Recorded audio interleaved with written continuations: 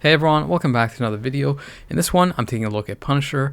Punisher also got a tier 4 similar to Daredevil, but unlike Daredevil, his uniform upgrades were actually quite impactful and greatly improved his performance from his previous uniform. Unfortunately, his overall value is still limited. He isn't part of the Defenders, so he doesn't benefit from the team-up collection. This means that he doesn't really get much value in PvE, especially because his kit doesn't really allow too much skill canceling, so he doesn't have too many high hits for any use in things like ABX or ABL, or really to push into those high stages of War Boss Legend Plus. Similar to Daredevil, Punisher's sole value will be for Alliance Conquest, and it's kind of unfortunate that that's the case, that another iconic character is relegated to just Alliance Conquest. They really should do more for both Daredevil and Punisher, but unlike Daredevil, Punisher actually has more going for him because you aren't entirely reliant on supports to get value out of him in PvP. If you have the materials to upgrade a character to tier 4 this update and really wanted to upgrade either Daredevil or Punisher but were on the fence on which one to go with, I would probably recommend Punisher first. Like I mentioned, Punisher's upgrade is kind of self-contained. He can do well with a minimal build or effort. You don't really need his artifact. You don't really have to worry about a team-up collection like Daredevil is, where he gets better if you have a higher team-up collection, or arguably better since he's not really that great. And you don't really have to worry about pairing him with certain supports. He can just do well by himself. Sadly, his PvE performance is still pretty limited. The first test I did was with the old uniform to get a better idea of how much the new uniform upgrades him, and throughout all of the PvE testing, I didn't use a damage proc. Like Daredevil, the first test that I did was on stage 24 without using a leadership and support, and I was able to clear this with about a minute remaining. The new uniform provides him a pretty major upgrade in PvE, but at the same time, his PvE performance still isn't really that great. With the new uniform, I was able to clear the same stage with the exact same conditions about a minute and 20 seconds faster, or about a minute 15 roughly. If you want to build a character specifically for PvE, which I don't really recommend considering that he has much higher value in PvP, then a CTP of Rage would likely be the easiest option, though because you kind of use just 2 skills for the most part and kind of delay cancel into one skill, you can potentially go with a single skill damage proc like an energy or destruction, but in most cases Rage would likely be the easiest option. With a level 80 upgrade, he's able to complete the same stage about a minute faster, but because he clears it so quickly, I had to go to a higher stage in order to see how much of an improvement the level 80 to tier 4 upgrade makes. So for that better comparison, I took him into a stage 89, this time using M'Baku as a leadership support. I wasn't able to complete this, I ran out of time with about 2 health bars left, but it was pretty damn close, and I might have been able to complete it maybe with a luckier run. The rotation that I use for Punisher is to do a 5 delay cancel after you see the grenades or kind of explosions thrown in the air, and then you just go into the 4th skill, let that play through, and then finish off with the 3rd skill. You can use your 1st and 2nd skill, obviously, to fill up your ultimate faster and your tier 4 if or when you have that. Once you have access to your ultimate skill, you basically do a 5 delay cancel again into the 4th skill, which this time you cancel immediately into your 6th or ultimate skill. Then from there, you go back to the previous rotation of 5 delay cancel 4, 3. Punisher's tier 4 skill is essentially a toned down version of Hulk's tier 4 skill. It is very much oriented for PvP, where he gains additional damage if the opponent has more health than him, and gains damage reduction if he has more health than the opponent. What's much more impactful with the tier 4 upgrade is that Punisher gains a massive 50,000 HP with the tier 4 stat bump. His physical attack doesn't increase nearly as much as Daredevil's did, but I think the HP increase makes up for it because, in my opinion, it does have more value in PvP than the physical attack increase, which you can augment in more ways with supports, leaderships, Odins, and so on. In terms of the strikers, I would recommend the same ones I did for Daredevil because they are the same instinct type. You have Black Widow and Ghost Rider, who both function for PvE because of the high amount of damage that they do, and also for PvP because they have that iframe ignore in the striker skill as well. It's also worth noting that with this latest uniform, Punisher also becomes a pretty good striker for PvP as well. He now has the iframe ignore on the 4th skill instead of the 3rd skill, and that is his new striker skill, which also has penetration and an attack increase on it, so it's pretty solid to put on other characters who also have that Justice instinct type. With the tier 4 upgrade, he gets to that same 2 health bar mark about 2 minutes and 15 seconds faster, and then 5 seconds later finishes the fight entirely. Similar to Daredevil, Punisher kind of lacks the cancel effects for the various different seasons. The one that he has primarily is Burn, but again, like Daredevil, he lacks the number of hits for him to excel in both AVX and ABL, and there are far better options. If you're wondering how he does, I was able to score a little over 9.3 million at level 80 and without a damage proc. With the tier 4 upgrade, I was able to improve his score by around 1.7 million, but again, for a tier 4 character and 2 supports, for the combat hero day, you just have way better options now, and you don't even really need a damage proc, and they can do a high number of hits too. For example, Wolverine's latest uniform can hit somewhere around 14 million for me, and that's without a damage proc as well. No surprise that Punisher's real value is for PvP. Even at level 80 with a mighty regen, I was able to take out some old metas like Jean, and was also able to take out at least one life of newer metas like Sentry. Unfortunately, like Daredevil, survivability is the main issue for Punisher, though it is much less severe than Daredevil's, and similar to him, they both have a high burst damage iframe ignore skill. The main CTP that I'm showcasing is the Mighty CTP of Conquest. That is the one that I would recommend for the character, and is the one that I found works most ideally with his kit. He usually opens with his 4th skill, which is his iframe ignore skill, and on that skill he has a heal, which works well with the recovery rate and HP increase from the Conquest, and he also gains invincible from it, which means that it kind of synergizes with him a little bit better than something like an Authority, where you're kind of overlapping the invincible and not really getting much from that.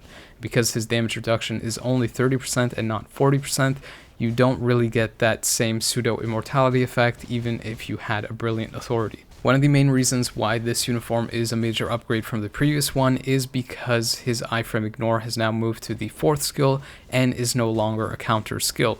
So the character can immediately just use the 4th skill, and because he has that 50% damage increase to supervillains, oftentimes he just one-shots them, but even for superhero characters, the amount of damage that he deals on the 4th skill and immediately going into it is just massive, where it usually has the same effect. And like I mentioned, the 4th skill also provides him with a 60% attack increase, which is also for defense, and gives him invincible, and also heals him. The 3rd skill also retains the heal that the previous 3rd skill had, but the new benefit with the 3rd skill now is that the AI, after going into the 4th skill, will go into the 3rd skill, which is a full iframe skill, so he can hide in that skill and also heal on top of that, basically doubling his healing from before, which was only on the 3rd skill. I pretty much achieved the same results with Punisher as I did with Daredevil, but the main difference is that I'm not using an insane support to assist him. Instead of someone like Jessica Jones for Daredevil, I basically just have Red She-Hulk that provides him with a little bit more HP and about 10% more damage reduction. Again, sadly, Punisher has similar issues to Daredevil. He can be inconsistent, sometimes his 4 can miss, especially if the opponent moves around a lot, and versus top metas, he more than likely will be locked down from Super Guard Break and probably won't have the survivability to take out their 2nd life. From my testing, it seemed like a Mighty Regen was the 2nd most ideal option for Punisher because of the healing spam, and because that penetration proc can potentially help you survive the 2nd life of a meta character by stunning them out of it so he can go into his iframe ignore again.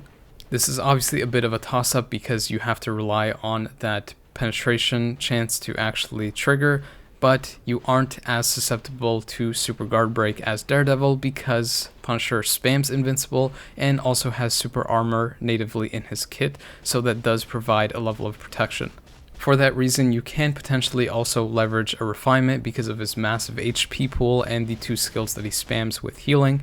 You can see here that I was able to make use of that versus Sentry. I was able to survive his damage and be able to actually take him out. And it's also worth noting that the 3rd skill does provide him a little bit of survivability too, because he repositions a lot with it. I would say that the next best option after these is a Steel Authority, which is kind of uncharacteristic because it's often better than Regen and Refinement, but in Punisher's case, he will spam Invincible from the 4th skill, so you're not getting much from the Authority there, and you're mostly just relying on the Steel Authority or the top proc to activate to get any kind of usage out of that. But versus top metas, they will quickly burst you down and penetrate the Invincible, so you're not really going to charge that fast enough. You can see what I mean by that in these other two clips where the Steel Authority basically did nothing, and for that reason I would leverage his healing and other kind of survivability effects more so to improve his overall survivability, which is basically what you want to improve considering that his damage and burst damage is already good without any kind of damage proc. The last CTP I tested was a Mighty Greed. Because of the reason that I mentioned, I don't really think he needs the burst damage and he probably needs a little bit more survivability, but for people who want a little bit more burst damage out of him, and especially because he immediately goes into that iframe ignore, if you just really want to one-tap any kind of top metas to clean them up in Alliance Conquest with another team, then a Mighty Greed is something you might want to consider, but it really does not help his survivability, so you're not going to be able to take out full teams with him.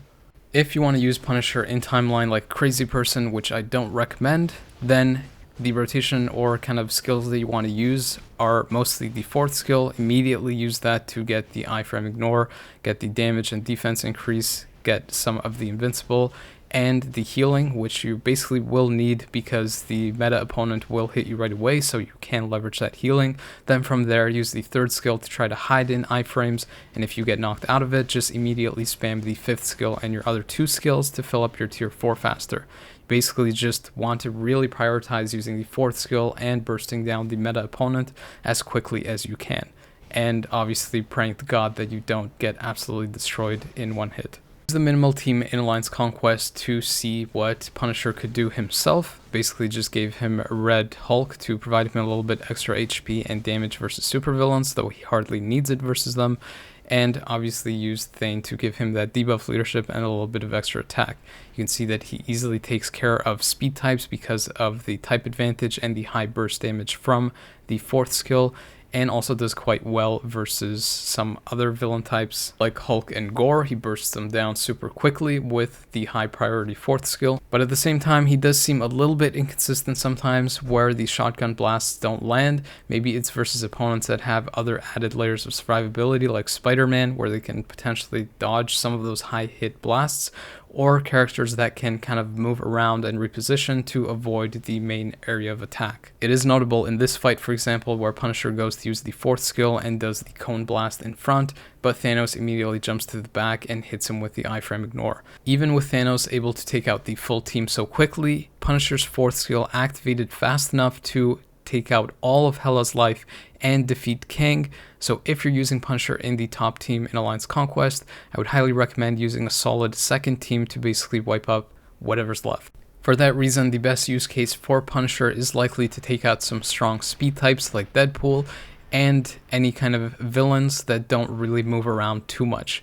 In this case, I fought a Deadpool and a Strife, and with a Strife even having an iframe ignore and having a type advantage, Punisher was still able to burst them down because of that 50% damage increase to supervillains, and because he had a type advantage versus Deadpool. My criticism of Punisher is less intense than Daredevil's because Punisher's latest uniform actually does provide him with a meaningful change and upgrade to his kit, where he does gain a reasonable improvement in PvP at the very least. Though his improvement in PvE is still embarrassing, any character in this day and age shouldn't perform at the level that Daredevil and Punisher do in PvE, even if their focus is for PvP. It should allow players to actually be able to play them in whatever kind of mode they want and get some value out of them. My main issue with Punisher in this update is that they gave him a pretty solid kind of improvement for PvP, but nothing else. He has no value anywhere else, specifically because they didn't go far enough to improve anything else from him. His artifact is still not really that great. They easily could have improved it. They could have made it like Dakin's, for example, where if he gains lower health, he ends up getting some kind of pseudo immortality or damage reduction, which I think would have worked a lot better with his kit, especially with all that healing to bump him back up. And for a character who has only a single life versus all these crazy metas with 2 lives, revive, or immortality, you should be able to stack up his kit a little bit more. He should be, for example, able to be featured in the Defenders Team-Up Collection, so he could leverage that. I don't really understand what the point of the Defenders Team-Up Collection was with this update, where half the characters on it are featured in another team-up collection. And not only is Punisher not featured in the Defenders, maybe he was or wasn't on it, I don't know, he doesn't get the Defenders tag, but at the very least he could have been on the Midnight Suns team-up collection, where I'm pretty sure he was part of that team, so he can actually leverage something from the team-up collection system.